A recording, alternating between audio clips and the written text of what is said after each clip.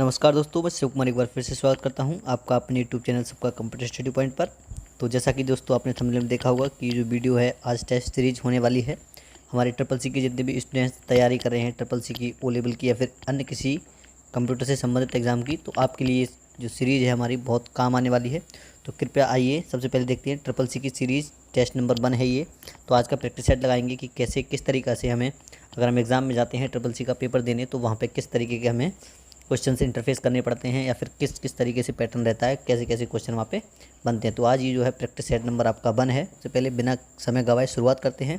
तो वीडियो देखने से पहले आप एक बार चैनल को लाइक करें, शेयर करें, सब्सक्राइब जरूर करें, ताकि आपको अगली नोटिफिकेशन, अगले जो टेस्ट हैं प्रैक्टिस सेट लगाए जा रहे हैं अगले जो आएँ वो आपको बहुत जल्दी मिल सके। तो शुरुआत करते हैं बिना टाइम गवाए हुए फटाफट। तो देखिए दोस्तों, ये पहला क्वेश्चन है। तो पहला क्वेश्चन में हमें दे रखा है, ये वाला पहला है, इसमें दे रखा है किसी मौजूद पावर पॉइंट प्रस्तुतिकरण को खोलने हेतु संक्षिप्त कुंजी किस प्रयोग में लाई जाती है। तो इसने कहा है कि मान लो जब हम अगर कोई भी पावर पॉइंट की प्रेजेंटेशन को ओपन करना है या फिर हमने कोई पावर पॉइंट प्रेजेंटेशन सेव कर रखी है, अगर हम उसको खोलें तो उसके लिए कौन सा शॉर्टकट की का प्रयोग करेंगे। तो ऑप्शन नंबर 1 है Ctrl+O, ऑप्शन नंबर दूसरा है Ctrl+P, ऑप्शन नंबर तीसरा है Ctrl+R और ऑप्शन नंबर चौथा है Ctrl+D। तो ये जो इसमें राइट आंसर होगा हमारा Ctrl+O होगा। किसी भी फाइल को ओपन करने के लिए जो हमने सेव कर रखी है हम Ctrl+O का प्रयोग करते हैं। क्वेश्चन नंबर नेक्स्ट है दूसरा। ये पूछ रहा है MS एक्सेल में टेक्स्ट के संयोजन के लिए हम किस साइन का प्रयोग करते हैं, फिर किस चिन्ह का प्रयोग करते हैं। तो ऑप्शन नंबर 1 है हमारा एपोस्ट्रोफी, ऑप्शन नंबर बी है हमारा एक्सक्लेमेशन, ऑप्शन नंबर सी है हमारा हैज़ और ऑप्शन नंबर डी है हमारा %। तो ये जो इस क्वेश्चन का सही आंसर होगा हमारा ऑप्शन नंबर डी होगा, जिसको हम %, बोलते हैं। ठीक है, अगर हम MS एक्सेल में टेक्स्ट के संयोजन का कार्य करना चाहते हैं तो हम ऑप्शन नंबर डी का प्रयोग करेंगे। क्वेश्चन नंबर नेक्स्ट देखते हैं। क्वेश्चन नंबर नेक्स्ट है question number 3।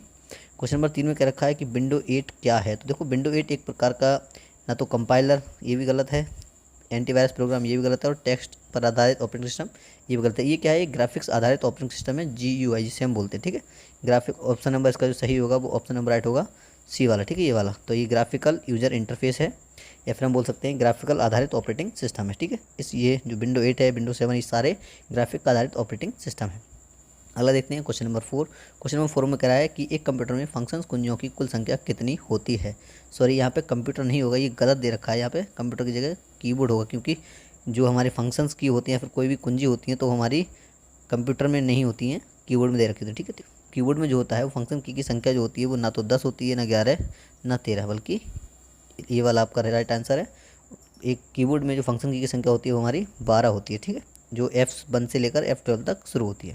Question number next है 5 क्वेश्चन। ये पूछ रहा है एक सेल एक मात्र किसकी विशेषता है। देखो, जो सेल होता है वो मात्र किसकी विशेषता है, तो ये यूनिक्स की विशेषता है, डॉस की नहीं, और अपना सिस्टम सॉफ्टवेयर की नहीं होती है, और एप्लीकेशन सॉफ्टवेयर की नहीं होती है। तो इसका जो सही आंसर होगा हमारा ऑप्शन नंबर ए हो जाएगा। ठीक है, अगला देखते हैं क्वेश्चन नंबर 6 है। क्वेश्चन नंबर 6 कह रहा है कि इनमें से कौन सा ऑपरेटिंग सिस्टम प्रणाली बहुतायत प्रयोग में लाई जाती है। तो हम देखते हैं कि हमारा जो सिस्टम होता है उसमें Unix, Mac operating system, Linux, ये सारे ऑपरेटिंग सिस्टम ही हैं, लेकिन जो ज़्यादातर प्रयोग में लाए जाते हैं वो हमारा विंडो ऑपरेटिंग सिस्टम होता है, विंडो 7, 8, 10 या फिर ये सारी चीज़ें। ठीक है, तो ये सब विंडो उसमें अपने प्रयोग में लाए जाते हैं। लेकिन ये मैक ऑपरेटिंग सिस्टम, ये भी एक विंडो मतलब ऑपरेटिंग सिस्टम की प्रणाली है, लिनक्स है ये भी ऑपरेटिंग सिस्टम की प्रणाली है, और यूनिक्स है ये भी ऑपरेटिंग सिस्टम की एक प्रणाली है। लेकिन जो हम रोज़मर्रा के यूज में अपने प्रयोग लाते हैं अपने लैपटॉप या PC में, वो विंडो होता है। ठीक है, अगला आता है आपका एरियल एक प्रकार का क्या है। तो देखो, ये बहुत सारी कैटेगरी मिलती है हमें।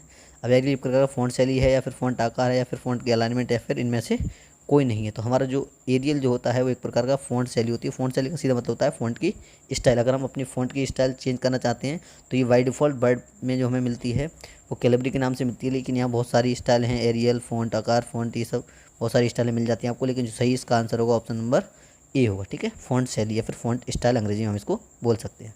अगला है MS वर्ड के, क्वेश्चन नंबर 8 है, MS वर्ड के वेब लेआउट का क्या तात्पर्य। देखो, वेब लेआउट का मतलब होता है MS वर्ड जब हम फाइल बना रहे होते हैं तो उसमें बहुत तरीके के लेआउट आते हैं। देखो, डॉक्यूमेंट को वेब पेज के रूप में देखने के लिए, डॉक्यूमेंट को प्रिंट करने के लिए। अगला क्वेश्चन आपका इसमें है डॉक्यूमेंट को जैसा कि सेल फोन में है वैसा देखने के लिए, या फिर ऑप्शन नंबर डी में से कोई नहीं। तो इसका जो राइट आंसर हो जाएगा क्वेश्चन नंबर 8 का, वो हमारा होगा क्वेश्चन नंबर पहला, कि डॉक्यूमेंट को वेब पेज के रूप में देखने के लिए हम क्या करते हैं, वेब लेआउट का प्रयोग करते हैं। ठीक है, अगले क्वेश्चन की ओर बढ़ते हैं। क्वेश्चन नंबर 9 कह रहा है हायरार्की में आइटम स्तर को बदलने के लिए आप किसका प्रयोग करेंगे। देखो, तो ये जो हायरार्की होती है वो हमारी MS ऑफिस में होती है। MS ऑफिस में अगर हम हायरार्की को स्तर चेंज करते हैं तो उसके लिए हम टैब बैक स्पेस, डिलीट या स्पेस बार, इनमें से किस चीज़ का प्रयोग करते हैं? तो इसका जो सही आंसर होगा वो होगा टैब। अगर हम आइटम का स्तर बदलना चाहते हैं हायरार्की में, ये एमएस वर्ड में होता है, तो हम क्या करते हैं? टैब बटन का प्रयोग करते हैं। आइए बढ़ते हैं क्वेश्चन नंबर नेक्स्ट की ओर। क्वेश्चन नंबर 10 है। 10 कह रहा है, क्वेश्चन नंबर 10 में हमें बताना है कि निम्न में से कौन सा एक इंटरनेट का प्रोटोकॉल नहीं है। तो हम जानते हैं कि इंटरनेट जो होता है वो प्रोटोकॉल की मदद से चलता है। तो यहाँ बहुत सारे प्रोटोकॉल आपको दे रखे हैं। एक है HTTP hyper text transfer protocol, PPP, SMTP और नेट बायोस। तो देखो ये इनमें से ये तीनों तो इंटरनेट के जो होते हैं प्रोटोकॉल होते हैं, लेकिन हमारा जो नेट बायोस होता है वो इंटरनेट का प्रोटोकॉल नहीं होता है। तो इंटरनेट में जब हम इंटरनेट चलाते हैं फ़ोन वगैरह में, फ़ोन में, PC में, कंप्यूटर में, तो हमारा जो नेट चलाने में सहायता करते हैं ये तीनों करते हैं, लेकिन नेट बायोस इसमें सहायता हमारा नहीं करता है। तो इसका जो सही आंसर होगा वो हमारा ऑप्शन नंबर बी हो जाएगा। ठीक है, नेक्स्ट क्वेश्चन की ओर बढ़ते हैं। क्वेश्चन नंबर 11 ये कह रहा है, निम्न में से कौन सा विकल्प इंसर्ट मेन्यू में मौजूद नहीं होता है?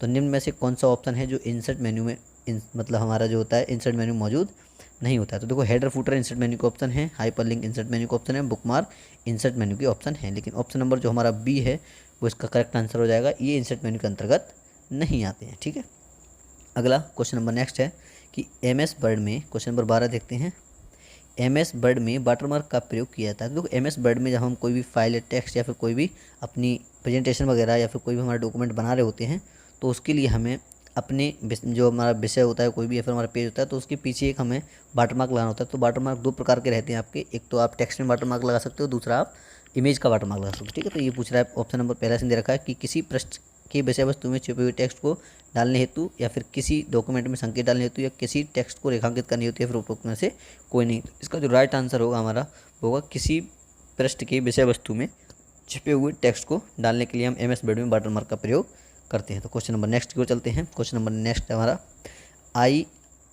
RISC का विस्तृत रूप क्या है? विस्तृत मतलब इसकी फुल फॉर्म क्या है?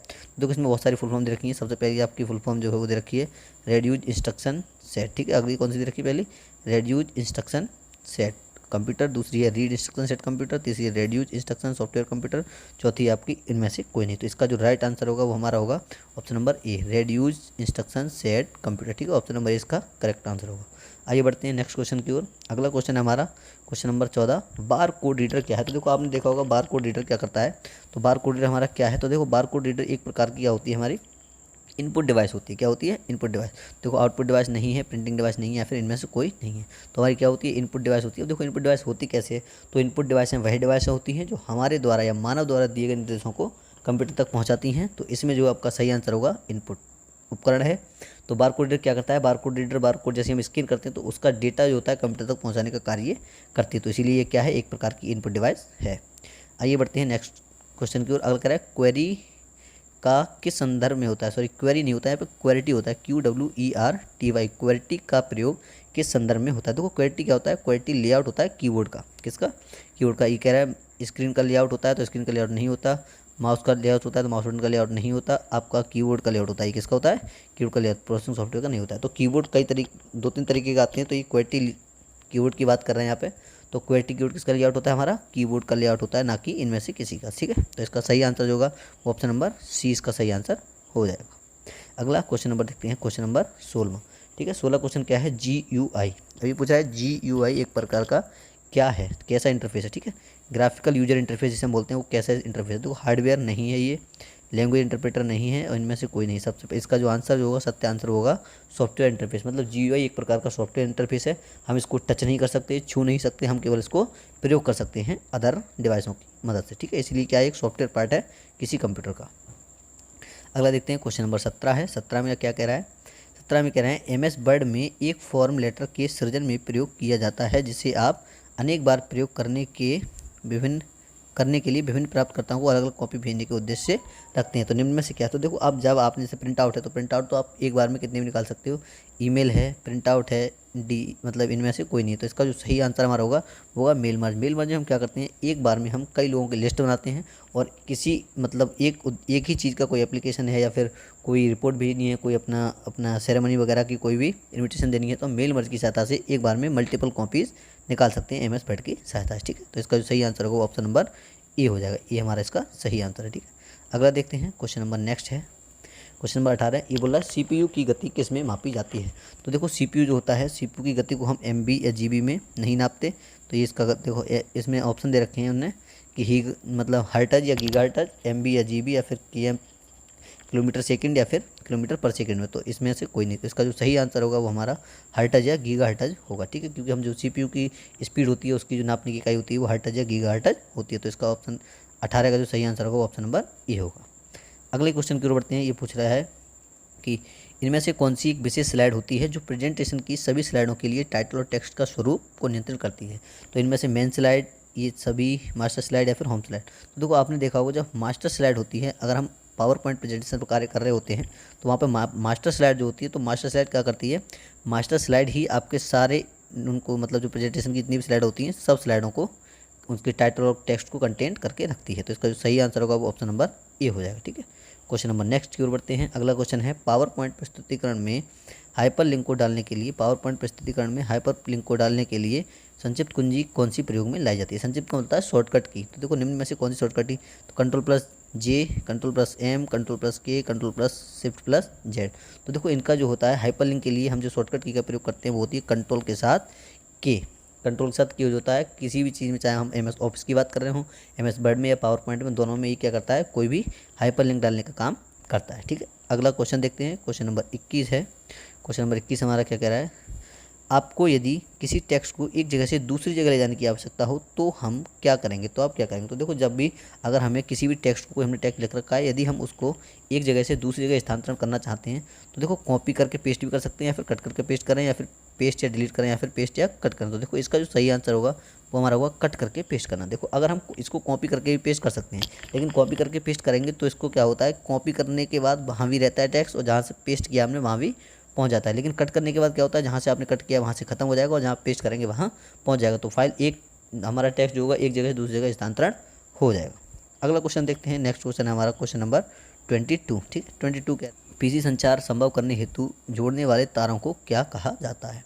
तो देखो पीसी संभव का मतलब सीधा सीधा ये है, जैसे मान लो हम कुछ लोग हम क्या करते हैं, जैसे मान लो केबल कनेक्शन वगैरह होते हैं, वायर लाइन है, जैसे वायर लाइन होती है, केबल लाइन होती है, बस लाइन या फिर डी लाइन। तो ये पूछा है निम्न में से कौन सी लाइन जो होती है वो कंप्यूटर के संचार के लिए संभव होती है। तो कंप्यूटर संचार में जो हम आदान प्रदान करते हैं वो बस लाइन के द्वारा करते हैं, ठीक है। बाद बाकी वायर लाइन तो हम अपने घरों में इस्तेमाल करते हैं, केबल लाइन हम कोई नेटवर्क शेयर करने के लिए करते हैं। लेकिन जब पीसी की बात करें तो पीसी में जो हमारे तार जुड़े होते हैं एक दूसरे वो बस लाइन संचार के माध्यम से जुड़े होते हैं, ठीक है। अगला देखो क्वेश्चन नंबर 23। क्वेश्चन नंबर 23 है डी। अगला क्वेश्चन नंबर 23 है। तो देखो क्वेश्चन नंबर 23 क्या कह रहा है, तो कह रहा है कि फायरवॉल जो होता है वो क्या होता है इनमें से। तो फायरवॉल एक कंप्यूटर कक्ष को आग व मार से सुरक्षित करने के लिए प्रयोग किया जाता है। तो ये भी गलत है हमारा। एक प्रकार का वायरस है फायरवॉल, तो ये भी गलत है हमारा, ठीक है। एक प्रकार का वायरस नहीं है। एक स्क्रीन सेवर प्रोग्राम है, तो ये भी नहीं है। इनमें से कोई नहीं। तो देखो ये क्या होता है, फायरवॉल जो होता है वो एक सिक्योरिटी होती है, अनचाहे वायरस को हमारे कंप्यूटर में ना है उसके लिए एक सिक्योरिटी पर्पज़ के लिए फायरवॉल लगा होता है, ठीक है, फायरवॉल। तो इनमें से कोई नहीं। इसका जो सही आंसर होगा वो ये वाला हो जाएगा, ठीक है। तो आइए बढ़ते हैं नेक्स्ट क्वेश्चन की ओर। और नेक्स्ट क्वेश्चन है हमारा क्वेश्चन नंबर 24। ओ ये सॉरी, ये वाला 23 नंबर गलत है। क्वेश्चन नंबर हमारा अगला नेक्स्ट देखते हैं। नेक्स्ट नंबर है हमारा 24, ठीक है। क्वेश्चन नंबर 24 की तरफ बढ़ते हैं।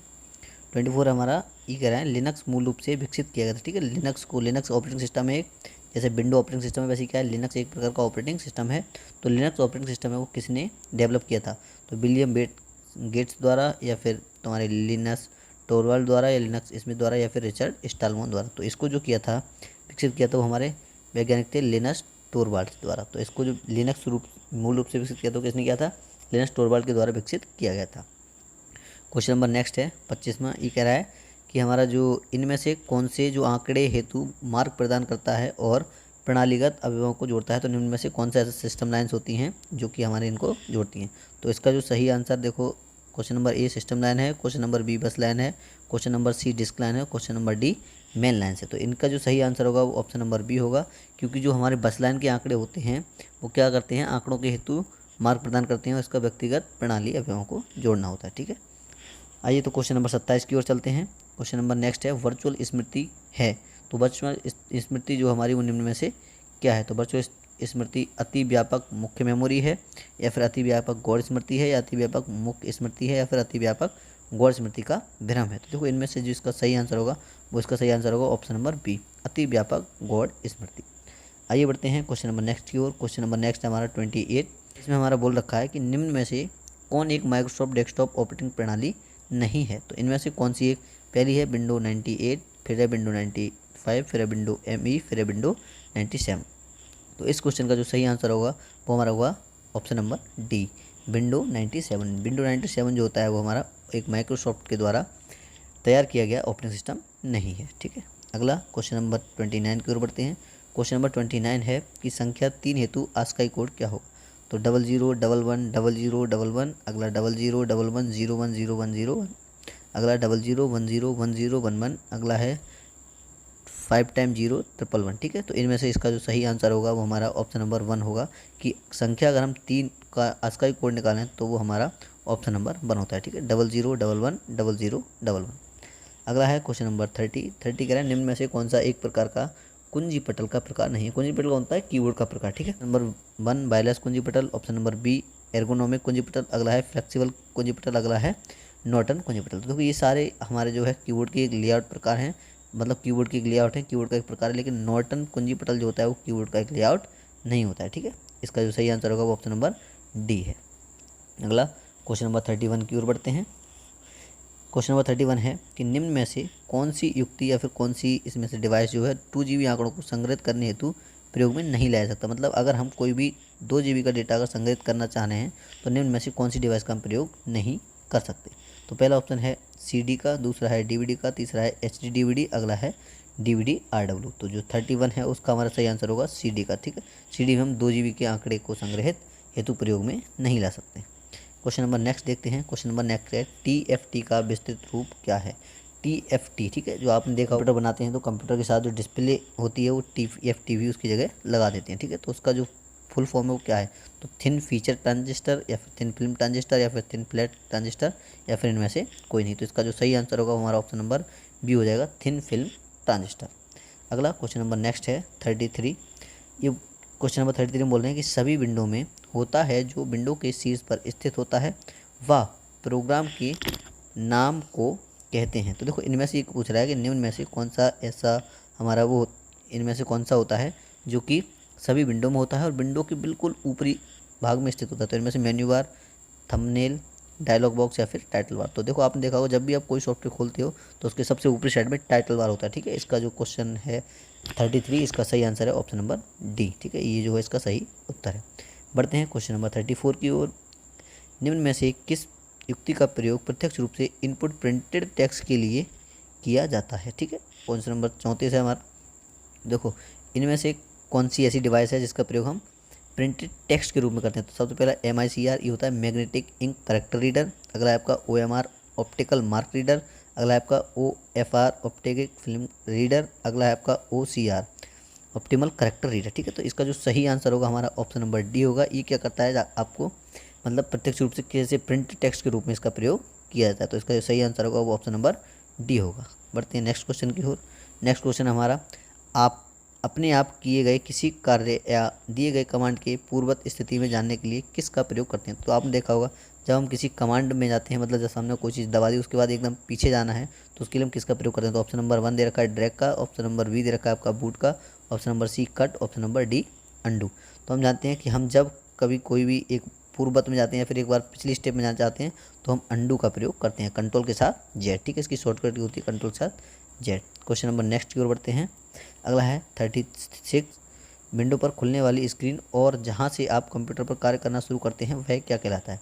मतलब जब विंडो हम खोलते हैं तो उस पर जो विंडो खुलती है हमारी, तो वहां से जब हम काम करना शुरू करते हैं तो जो दिखता है वो क्या होता है? तो टास्क पेन नहीं, task pane, dialog box, desktop या फिर इंसर्शन पॉइंट। तो इसका जो सही आंसर होता है डेस्कटॉप। जब हम खोलते हैं तो हमें क्या दिखता है? शुरुआत में डेस्कटॉप दिखता है, उस पर बहुत सारे आइकन बने होते हैं। हम जिस आइकन पर क्लिक करते हैं फिर जिस सॉफ्टवेयर को हम चलाना चाहते हैं उसी आइकन पर डबल क्लिक करके उसको हम ओपन कर देते हैं। ठीक है, हल देखेंगे। क्वेश्चन नंबर 37 है। ये पूछ रहा है नंबर पैड को दिशा प्रदान करने वाले तीर की तरह प्रयुक्त करने हेतु आप कौन सी कुंजी का प्रयोग करेंगे? ठीक है, तो ये पूछ रहा है नंबर पैड को दिशा देने के लिए। देखो जब हम कभी दिखाओ अपने इधर साइड में नम कीपैड होता है, कीबोर्ड 2 भागों में डिवाइड होता है, एक होता है नंबर कीपैड, एक होता है हमारा अल्फ़ाबेटिकल कीपैड। तो नंबर कीपैड में पूछ रहा है कि नंबर कीपैड में अगर मुझे तीर वाले निशान को अगर हमें यूज़ करना है, प्रयुक्त करना है, तो अगर हम जब हमारा नम लॉक वाला बटन दबाएंगे या फिर कैप्स लॉक वाला बटन दबाएंगे या फिर एरो बटन या फिर शिफ्ट बटन, तो इनका जो सही आंसर होगा वो हमारा कौन सा होगा? इसका जो सही आंसर होगा हमारा होगा नंबर। अगर हम नम लॉक दबा देंगे तो हमारा जो तीर की तरह हमारा कार्य करने लगेगा, ठीक है, नंबर वाला कीपैड जो होता है वो। अगला क्वेश्चन नंबर नेक्स्ट है, किसी ऑब्जेक्ट के गुण धर्म का पता करने हेतु माउस तकनीकी का प्रयोग क्या कहलाता है, ठीक है। तो किसी अगर कोई हमारा ऑब्जेक्ट है या फिर कोई भी किसी के बारे में अगर हम पढ़ रहे हैं, तो अगर हम उसके बारे में उसकी डिटेल के बारे में जानना चाहते हैं, फिर उसके पूरे ऑब्जेक्ट क्या क्या है, पूरी डिटेल क्या क्या है, उसकी पूरी क्वेरी जानना चाहते हैं, तो उसके लिए कौन से ऑप्शन का प्रयोग करते हैं। तो पहला है ड्रैगिंग, दूसरा ड्रॉपिंग, तीसरा राइट क्लिकिंग, चौथा क्लिकिंग। अगला इसका जो सही आंसर होगा वो होगा राइट क्लिकिंग। अगर हम किसी ऑब्जेक्ट पे जाकर या फिर किसी फोल्डर पर जाकर राइट क्लिक दबाते हैं तो वो उसके पूरे ऑब्जेक्ट के गुणधर्म के बारे में हमको बता देता है। क्वेश्चन नंबर 39 की ओर बढ़ते हैं। अगला क्वेश्चन है आपका कि निम्न में से कौन सा एक MS ऑफिस का वैध संस्करण नहीं है, ठीक है। तो जो माइक्रोसॉफ्ट ऑफिस ने लॉन्च की हैं उनमें से निम्न में से कौन सा एक वैध संस्करण नहीं है। तो देखो, सबसे पहला है ऑफिस एक्सपो, अगला है ऑफिस विस्टा, अगला है ऑफिस 2007, ठीक है। तो इसका जो सही आंसर होगा वो हमारा होगा ऑफिस विस्टा। ऑफिस विस्टा इसका संस्करण नहीं है, लेकिन ऑफिस एक्सपो और ऑफिस 2007 ये इसके वैध संस्करण हैं। इसका सही आंसर है वो ऑप्शन नंबर बी है, ठीक है। अगला क्वेश्चन नंबर है हमारा 40 में क्या, F12 कुंजी MS वर्ड में खुलता है। अगर हम बात करें कि अगर F12 जो होता है F12 है, मैंने बताया था अभी पिछले क्वेश्चन में, थोड़े पीछे जो क्वेश्चन था उसमें, कि जो हमारे कीबोर्ड होता है तो कीबोर्ड में जो कुंजियाँ होती हैं F से शुरू होती हैं उनको बोलते हैं फंक्शन की। तो ये पूछ रहा है अगर हम फंक्शन की का प्रयोग करेंगे तो MS वर्ड में वो किस चीज़ को खोलकर हमारे सामने डालेगा। सबसे पहला सेव एज डायलॉग बॉक्स, दूसरा ओपन डायलॉग बॉक्स, तीसरा हमारा है सेव डायलॉग बॉक्स, चौथा है हमारा क्लोज डायलॉग बॉक्स। तो इसका जो सही आंसर होगा वो होगा सेव एज डायलॉग बॉक्स। इसका सीधे सीधे मतलब ये होता है कि अगर हम किसी सेव की हुई फाइल पर जाकर F12 दबा देंगे तो हमारे सामने सेव एज का डायलॉग बॉक्स आ जाएगा, ठीक है। बढ़ते हैं क्वेश्चन नंबर नेक्स्ट की ओर। क्वेश्चन नंबर नेक्स्ट है 41 कह रहा है कि निम्न में से कौन सा फाइल MS वर्ड को शुरू करता है। तो ये पूछ रहा है अगर हम MS वर्ड को शुरू करना चाह रहे हैं तो निम्न में से ऐसी कौन सी फाइल है जो MS वर्ड को शुरू करती है। पहली है bird.exe ही है, दूसरी हमारी WinWorld है, तीसरी MS वर्ड है, चौथी वर्ड 2003.exe है, ठीक है। तो इसका जो सही आंसर हमारा बनेगा वो रहेगा हमारा winworld.exe। अगर हम रन कमांड पर जाकर WinWorld लिख देंगे तो हमारा MS वर्ड हमारे सामने खुलकर आ जाएगा, ठीक है। क्वेश्चन नंबर नेक्स्ट है 42, यदि आप किसी फाइल के विभिन्न संस्करणों को पता करना चाहते हैं तो आप निम्न में से किसका प्रयोग करेंगे, ठीक है। तो पहला एडिशन, दूसरा वर्जस, तीसरा ट्रैक या फिर ये सभी। अगर आप किसी फाइल के विभिन्न संस्करणों का पता करना चाह रहे हैं तो इसका सही आंसर होगा हमारा होगा वर्जस, ठीक है। क्या होगा, वर्जन्स। यहाँ वर्जस दे रखा है लेकिन यहाँ क्या होगा हमारा वर्जन सही आंसर होगा कि कौन सा वर्जन इसका है। तो इसका जो सही आंसर होगा ऑप्शन नंबर बी होगा, ठीक है। क्वेश्चन नंबर नेक्स्ट है 43। तो 43 क्या कह रहा है देखो अगला हमारा क्वेश्चन है 43 कह रहा है मुख्य डॉक्यूमेंट के मेल मर्ज के 4 प्रकार हैं। तो देखो, जो हम डॉक्यूमेंट में मेल मर्ज करते हैं तो उसके 4 प्रकार निम्न में से कौन कौन से हैं। तो पहला ऑप्शन है हमारा फॉर्म लेटर, दूसरा निर्देशिका, तीसरा कैटलॉग, चौथा आपका वाई इन्वॉल्व। अगला है form letter involve mailing box, निर्देशिका लिस्ट। अगला है बेसिक लेटर इन्वॉल्व लिस्ट, और ऑप्शन नंबर डी है फॉर्म लेटर इन्वॉल्व लेवल्स व निर्देशिका। तो इनमें से कौन सा इसका सही आंसर। तो इसका जो सही आंसर होगा हमारा option number D.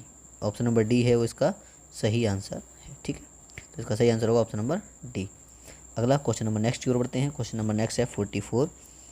Question number next 44 है। 44 कह रहा है कि देखो निम्न में से कौन पेज मार्जिन का एक प्रकार नहीं है। तो पेज की मार्जिन को मैंने बताया था आपको, तो लेफ़्ट, राइट, टॉप और बॉटम, ये 4 प्रकार होते हैं। अब निम्न में से पहला ये लेफ़्ट दे रखा है, दूसरा राइट दे रखा है, अगला सेंटर दे रखा है और फिर टॉप दे रखा है। तो इनमें से कौन सा नहीं है। तो इसका आंसर जो होगा सही वाला कौन सा होगा, ऑप्शन नंबर सी इसका सही आंसर हो जाएगा, ठीक है। ऑप्शन नंबर सी, सेंटर जो होता है वो पेज का मार्जिन नहीं होता है, लेकिन लेफ़्ट, राइट, टॉप और एक होता है बॉटम, हमारा BOTTOM, ठीक है। बॉटम जो होता है हमारा पेज का मार्जिन होता है। क्वेश्चन नंबर नेक्स्ट है 45। ये बोल रहा है कि एक्सेल में पूर्व लिखित फॉर्मूले होते हैं जो स्वतः गणना करते हैं, उनको क्या कहते हैं। तो जब हम एक्सेल सीट का प्रयोग करते हैं तो उनमें हम किसी फॉर्मूलाओं का प्रयोग करते हैं, तो जिन फॉर्मूलाओं को हम क्या बोलते हैं। तो पहला ऑप्शन है हमारा फंक्शन, दूसरा ऑप्शन है हमारा इक्वेशन, तीसरा ऑप्शन है टेम्पलेट, चौथा ऑप्शन है हमारा रिएक्शन। तो इसका जो सही आंसर होगा वो फंक्शन होगा, ठीक है। तो हम जो भी एक्सेल में फॉर्मूले यूज करते हैं उनको हम फॉर्मूला ना बोल कर क्या बोलते हैं, उनको फंक्शंस के नाम से जानते हैं। क्वेश्चन नंबर नेक्स्ट 46 है। इसका जो सामान्यतः ऑटोफिल फीचर उपस्थित होते हैं। देखो इनमें से कौन से ऐसे होते हैं जो सामान्यतः ऑटोफिल फीचर होते हैं। पहला है हमारा श्रेणीबद्ध आंकड़ों के क्रम को विस्तृत करना, दूसरा है सेल मानों के एक रेंज को स्वतः जोड़ना, अगला है वर्तमान सेल के डेटा को कॉपी करना, या फिर ए और बी दोनों। तो जब हम MS एक्सेल पर काम कर रहे होते हैं तो उनमें ऑटो फिल का जो फीचर होता है वो ए और बी दोनों के लिए प्रयोग किया था। तो इसका जो सही आंसर होगा हमारा ऑप्शन नंबर डी हो जाएगा। ठीक है, आइए बढ़ते हैं अगले क्वेश्चन की ओर। अगला क्वेश्चन हमारा 47 कह रहा है, यदि आप MS एक्सेल में इनमें से किसको दबाते हैं तो आप द्वारा अंकित संकेत को सेल ग्रहण कर लेता है। ये पूछ रहा है कि अगर आप इनमें से किसी को दबाते हैं तो जो सेल होता है वो इनमें से किसको, मतलब सेल ग्रहण किसको करता है। तो देखो पहला ऑप्शन है एंटर, दूसरा है कंट्रोल एंटर, तीसरा है हमारा टैब, चौथा है हमारा इंसर्ट टैब। तो इनमें से हम क्या दबाते हैं, तो ऑप्शन इसका जो होगा ए सही आंसर हो जाएगा। अगर हम किसी एक्सेल सीट में जाकर एंटर को दबा देंगे तो हम एक एक सेल को ग्रहण करता चला जाएगा। ठीक है, तो इसका सही आंसर होगा ऑप्शन नंबर ए हो जाएगा। अगला क्वेश्चन नंबर नेक्स्ट है 48 कह रहा है, अगर आप एक्सेल में कुंजी दबाकर विद्यमान आंकड़ों को संशोधन कर सकते हैं। ये पूछ रहा है कि अगर आप किसी आंकड़े में संशोधन करना चाहते हैं तो आप निम्न में से कौन सा कुंजी या फिर कौन सी की का प्रयोग करके कर सकते हैं। तो F1, F2, F3 या फिर F4। तो मैंने बताया था F1 से F12 तक 12 फंक्शन की होती हैं। तो अगर हम F2 किसी सेल में जाकर अगर F2 दबा देंगे तो उसमें हम संशोधन करने के लिए, एडिट करने के लिए हमारा जो सेल होता है वो खुल जाएगा। तो इसका जो सही आंसर होगा हमारा ऑप्शन नंबर 20 का सही आंसर हो जाएगा F2। आइए बढ़ते हैं क्वेश्चन नंबर नेक्स्ट की ओर। क्वेश्चन नंबर नेक्स्ट है हमारा, किसी प्रस्तुतिकरण के किसी स्लाइड में विशेष प्रभाव को लाना क्या कहलाता है। ये पूछ रहा है जब हम MS पावर पॉइंट पर कार्य कर रहे होते हैं तो MS पावर पॉइंट पर कार्य करने के लिए अगर हम स्लाइड में कोई प्रभाव डालना चाहते हैं, फिर कोई इफेक्ट डालना चाहते हैं, तो इसके लिए निम्न में से कौन सा ऑप्शन का हम प्रयोग करते हैं। तो ऑप्शन नंबर 1 है हमारा प्रभाव या इफेक्ट, ऑप्शन नंबर 2 है हमारा, ऑप्शन नंबर बी जो दे रखा है वो दे रखा है उन्होंने कस्टम, अगला दे रखा है उन्होंने ट्रांजेक्शन, अगला दे रखा है प्रेजेंटेशन एनिमेशन। ठीक है, तो अगर हम इसमें कोई भी अपने इफेक्ट डालना चाहते हैं तो हम कौन से उसका प्रयोग करते हैं। ठीक है, तो कौन से उसका प्रयोग करते हैं, तो उसमें डालते हैं हम प्रेजेंट एनिमेशन में जाकर उसका प्रयोग करते हैं। उसमें बहुत सारे प्रभाव या फिर इफेक्ट होते हैं। ठीक है, अगला क्वेश्चन नंबर नेक्स्ट है, देखो बहुविकल्पीय का लास्ट क्वेश्चन है क्वेश्चन नंबर 50। ठीक है, अब क्वेश्चन नंबर 50 में दे रखा है इन्होंने कि निम्न में से कौन सा खंड स्लाइड लेआउट में विद्यमान नहीं होता है। तो जो स्लाइड लेआउट होती है हमारी MS प्रेजेंटेशन में, माइक्रोसॉफ्ट जब हम प्रेजेंटेशन होता है MS पावर पॉइंट, तो उसमें जब हम प्रेजेंटेशन देते हैं तो उसके लिए पूछ रहा है ये निम्न में से कौन सा खंड स्लाइड लेआउट में विद्यमान नहीं होता है। तो देखो ऑप्शन नंबर ए है टाइटल, ऑप्शन नंबर बी है लिस्ट, ऑप्शन नंबर सी है चार्ट, ऑप्शन नंबर डी है एनिमेशन। तो ये खंड ये स्लाइड लेआउट में हमारे ये टाइटल, लिस्ट और चार्ट ये तीनों होते हैं, लेकिन हमारा ऑप्शन नंबर डी इसमें प्रयोग में नहीं आता है। तो हमारे जो है बहुविकल्पीय क्वेश्चन खत्म हो चुके हैं। तो इसी प्रकार से हमारे जब हम CCC का एग्ज़ाम देने जाते हैं तो 50 क्वेश्चन के समथिंग हमारे ये बहुविकल्पीय क्वेश्चन आते हैं। 4 उसमें ऑब्जेक्शन दे रखे होते हैं, 4 उसमें 4 ऑप्शन दे रखे होते हैं और हमें सही वाला ऑप्शन टिक करके वहाँ पे लगाना होता है। तो आपको ये 50 क्वेश्चन कैसे लगे हमें कमेंट बॉक्स में ज़रूर बताएंगे और आगे अभी हमारे साथ बने रहेंगे। वीडियो आपके बहुत काम आने वाली है, इसलिए एक एक करके ये वीडियो देखते हैं। तो आइए दोस्तों ले चलते हैं आपको मोटिवेशनल क्वेश्चन की ओर। कई जीत बाकी है, कई हार बाकी हैं, अभी तो ज़िंदगी का सार बाकी है, यहाँ से चले हैं नई मंजिल के लिए, यह तो एक पन्ना था अभी तो पूरी किताब बाकी है। तो दोस्तों हमारे साथ बनी रहेगी लगातार। ये एक पन्ना था, शुरुआत थी, बहुविकल्पी क्वेश्चन आपको करा दिए गए थे, लेकिन अभी जो है हमारा शो देखना बाकी है, इसलिए ज़िंदगी में कभी रुके नहीं, चलते रहें, आगे बढ़ते रहें। ठीक है, अगला क्वेश्चन नंबर अब सत्य वाले क्वेश्चन करेंगे हम। तो देखते हैं क्वेश्चन नंबर 51 है, पूछ रहा है पर्सनल कंप्यूटर यानी PC की क्षमता उसके भौतिक आधार के सीधे समानुपाती होती है, सत्य या असत्य। तो ये बिल्कुल बात सत्य है कि पर्सनल कंप्यूटर जो होता है वो जितना बड़ा होगा उतना ही अच्छा काम करेगा और उससे उतना ही स्पीड से काम करेगा। तो इसका 51 का ऑप्शन नंबर है वो हमारा ट्रू हो जाएगा। ठीक है, सत्य हो जाएगा। अगला है क्वेश्चन नंबर नेक्स्ट 52 कह रहा है कि 1971 में इंटेल कंपनी ने प्रथम माइक्रो प्रोसेसर को डिज़ाइन किया था। तो ये बिल्कुल सत्य है। इसका जो आंसर होगा वो इसका जो उत्तर होगा वो बिल्कुल सत्य होगा कि वर्ष 1971 में इंटेल कंपनी ने पहले माइक्रोसॉफ्ट को बनाकर दिया था। ऑप्शन नंबर नेक्स्ट है क्वेश्चन नंबर नेक्स्ट 53 बोला है 1 MB 1024 बाइट के बराबर होती है, सत्य है या असत्य है। तो 1 MB जो होती है वो हमारी 1024 बाइट के बराबर नहीं होती। 1 MB जो होती है वो 1024 गीगाबाइट के बराबर होती है। ठीक है, 1 MB बराबर 1024 GB होते हैं, ना कि 1024 बाइट। ठीक है, ये गलत है, तो इसका जो आंसर हो जाएगा हमारा असत्य है। ठीक है, अगला क्वेश्चन है क्वेश्चन नंबर 55। इसमें बोला है बस टेपोलॉजी में सस्ती केबल का प्रयोग होता है। तो जो बस टेपोलॉजी होती है उसमें हम थोड़ी कमज़ोर केबल का प्रयोग करते हैं। तो ये बात बिल्कुल हमारी सत्य है। तो इसका जो सही आंसर होगा वो हमारा ट्रू हो जाएगा। क्वेश्चन नंबर 55 दूसरी पीढ़ी के कंप्यूटर आकार में छोटे थे, बात सत्य है या असत्य है? तो ये बात असत्य है कि दूसरी पीढ़ी के कंप्यूटर हमारे बहुत ज़्यादा आकार में छोटे नहीं थे, पहली पीढ़ी दूसरी पीढ़ी के कंप्यूटर आकार में बड़े थे। तो इसका जो सही आंसर होगा हमारा असत्य होगा, ठीक है, ये जो है गलत बात है। अगला question number 56, dial up connection lease line से हमेशा बेहतर रहता है, ये बात सही है या गलत है? तो 56 जो है वो गलत है।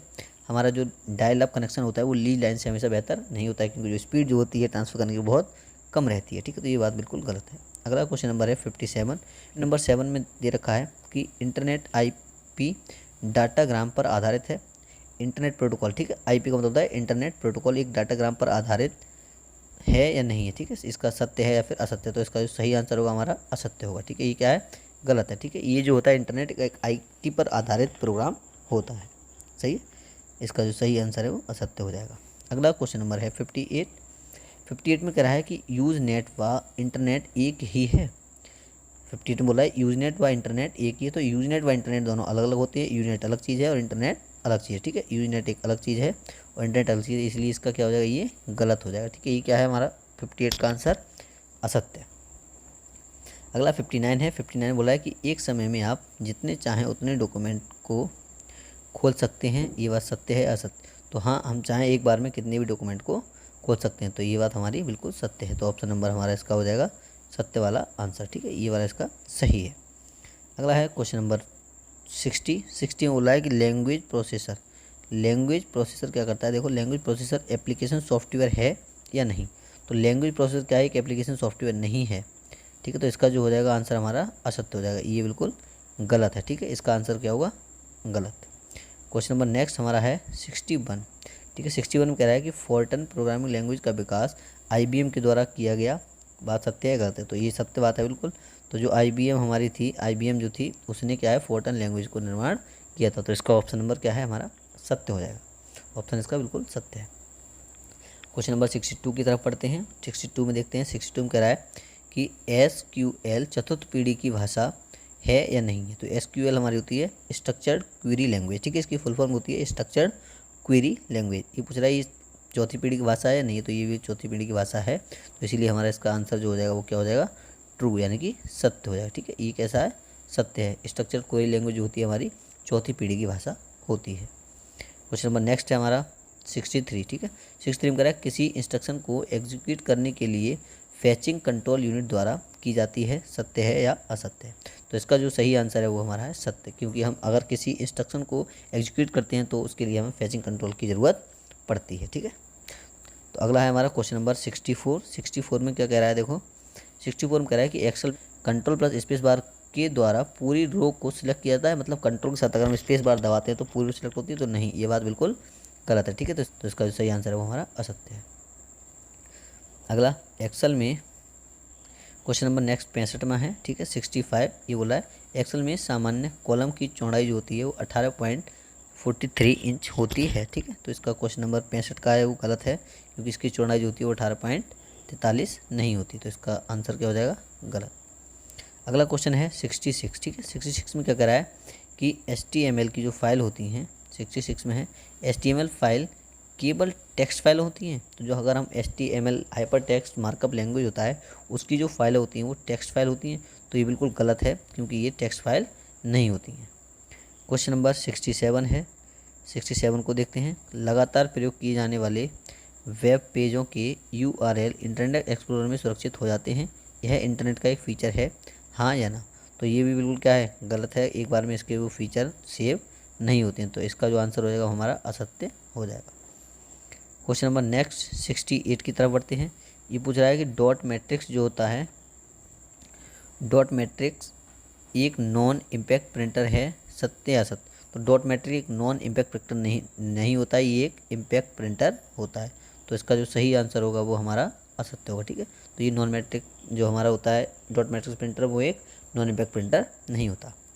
क्वेश्चन नंबर नेक्स्ट की ओर बढ़ते हैं 69। तो क्वेश्चन नंबर नेक्स्ट है हमारा laser printer non impact printer है, हाँ या ना, सत्य या असत्य? ठीक है, तो हमारा 69 का होगा सत्य आंसर, ठीक है, ये वाला क्या है, सत्य है, क्योंकि जो लेज़र प्रिंटर होता है वो हमारा नॉन इम्पैक्ट प्रिंटर होता है, ठीक है। अगला क्वेश्चन नंबर हमारा है 70 कह रहा है 3.5 व्यास की फ्लॉपी डिस्क जो होता है वो माइक्रो फ्लॉपी कहलाती है, हाँ या ना? तो ये बिल्कुल सत्य है, अगर इंच की जो होगी हमारी, इस इतने व्यास की अगर फ्लॉपी डिस्क होगी तो उसको हम माइक्रो फ्लॉपी डिस्क भी कह सकते हैं। ठीक है, तो इसका जो सही आंसर होगा हमारा सत्य हो जाएगा। ठीक है, तो ये इसका आंसर जो है सत्य है। ठीक बढ़ते हैं नेक्स्ट क्वेश्चन की ओर। Question number 71। ठीक है, 71 है। 71 में क्या कह रहा है, चैट रूम वास्तविक कमरे होते हैं जहाँ चैट की जाती है। तो ये बिल्कुल असत्य है कि चैट रूम कोई कमरा नहीं होता है। चैट रूम जो होते हैं वो हमारा बिल्कुल असत्य आंसर है इसका सही।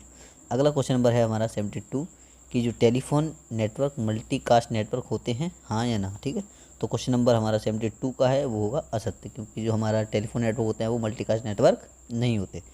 क्वेश्चन नंबर 73 क्वेश्चन नंबर 73 में कह रखा है कि चार्ट के रूप में बनाया गया डेटा चार्ट बाजार खुलने के बाद सिलेक्ट नहीं किया जा सकता। बात सत्य है या असत्य? तो ये बात बिल्कुल असत्य है।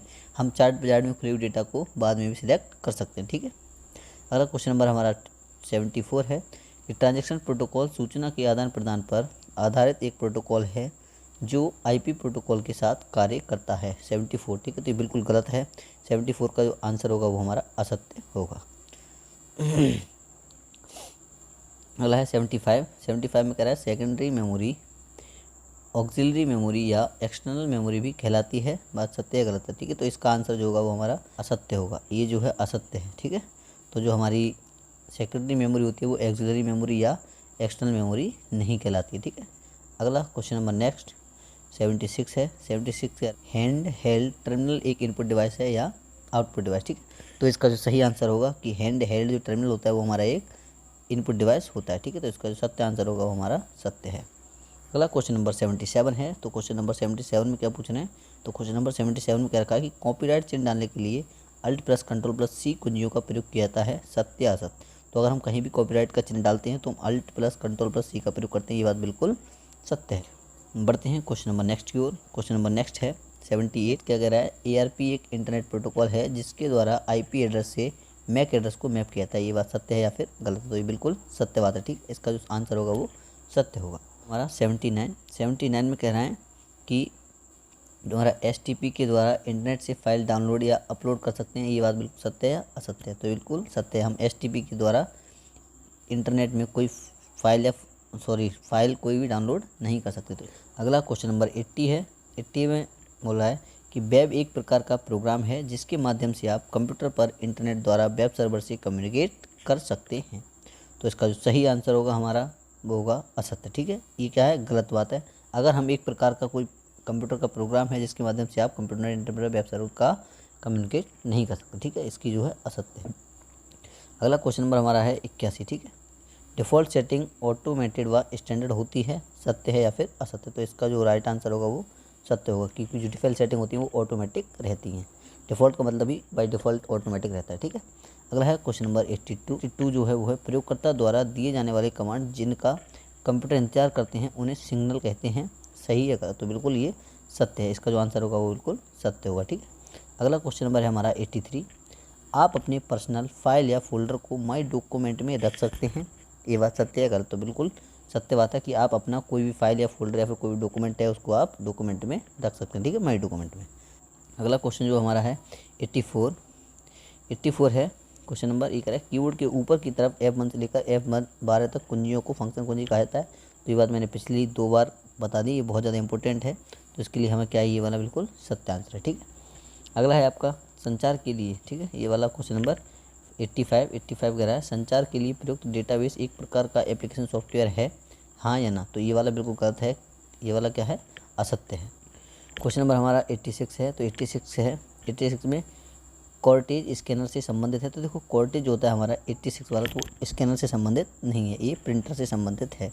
तो इसका जो सही आंसर होगा वो हमारा क्या होगा, असत्य। ठीक है, कॉर्टेज जो होता है हमारा स्कैनर से संबंधित नहीं होता है, ये हमारा प्रिंटर से संबंधित होता है। क्वेश्चन नंबर 87 है। 87 पूछ रहा है कि प्रिंटर की जो स्पीड होती है वो बिट यूनिट में गिनते हैं। तो ये बात बिल्कुल हमारी सत्य है, क्योंकि जो प्रिंटर की स्पीड होती है वो हम बिट में गिनते हैं। क्वेश्चन नंबर नेक्स्ट है प्रिंटर 3 प्रकार के होते हैं। सत्य या असत्य है? तो इसका जो हमारा सही आंसर होगा 88 का वो सत्य होगा। ठीक है, प्रिंटर हमारे कितने प्रकार के होते हैं, 3 प्रकार के होते हैं। तो इसका राइट आंसर सही है। क्वेश्चन नंबर नेक्स्ट है कि लाइन प्रिंटर 1 मिनट में 20 से 50 चिन्ह छापता है। ये बात सत्य है या असत्य है? तो ये होता है बिल्कुल असत्य है। ठीक है, लाइन प्रिंटर एक बार में ये 20 से 50 चिन्ह नहीं छापता है। तो इसका सही आंसर हो जाएगा असत्य। क्वेश्चन नंबर 90 है 19, ये बोला वायरलेस नेटवर्क के साथ आप अपनी डिवाइस की जगह बदलना आसान होता है, हाँ या ना, सत्य है या फिर असत्य है। तो इसका आंसर क्या होगा हमारा सत्य। ये बात बिल्कुल सत्य है, ठीक है, कि वायरलेस नेटवर्क के साथ आप अपनी डिवाइस की जगह आसानी से बदल सकते हैं। क्वेश्चन नंबर नेक्स्ट हमारा है 91 है सैटेलाइट से डेटा भेजने के लिए तात्पर्य डाउनलोड से, मतलब सैटेलाइट से अगर हम डेटा भेजने का तात्पर्य डाउन लिंक से है या नहीं है। तो ये बात बिल्कुल सत्य है, अगर हम सैटेलाइट से कोई डेटा भेज रहे हैं तो उसका मतलब डाउन लिंक नहीं होता है, ठीक है।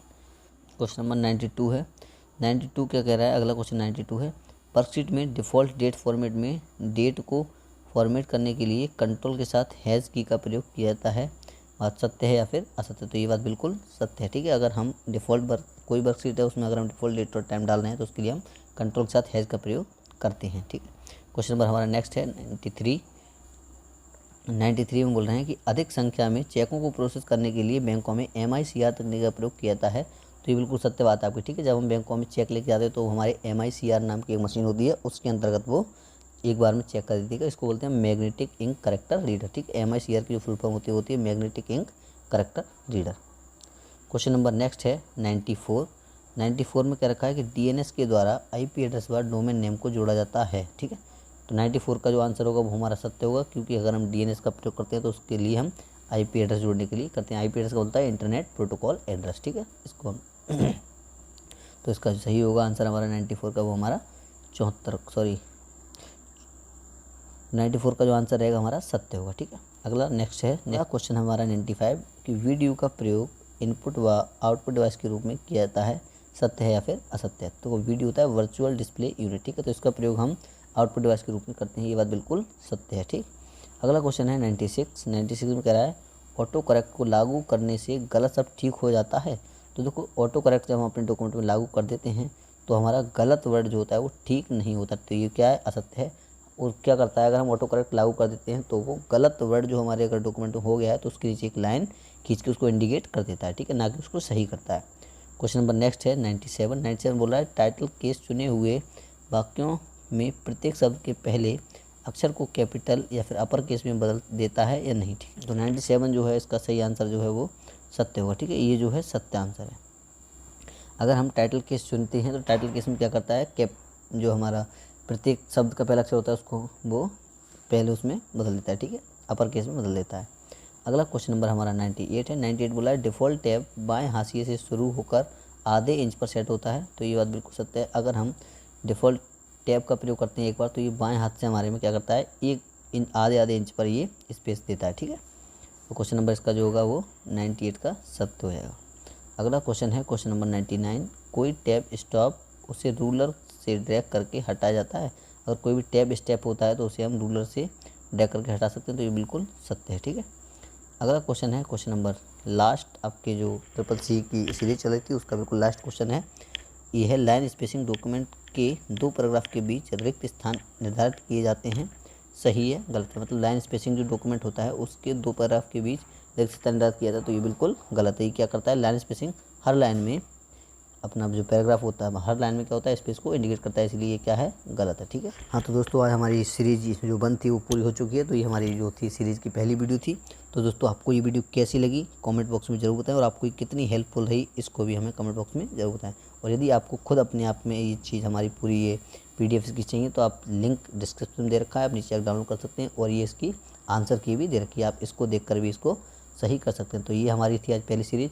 तो दोस्तों कमेंट बॉक्स में ज़रूर बताएंगे कि हमारी जो पहली प्रैक्टिस सेट था या पहली सीरीज़ थी वो कैसी थी, और नेक्स्ट जो सीरीज़ आएगी डेली हम एक सीरीज़ लाएंगे। तो जो इसमें कमी हुई हो या फिर जो दिक्कतें आई हो या परेशानी आई हो उनको आप एक बार कमेंट बॉक्स में ज़रूर बताएं, हम आपकी कमेंटों को लगातार पढ़ते हैं। तो दोस्तों ठीक है, आज के लिए इतना ही काफ़ी।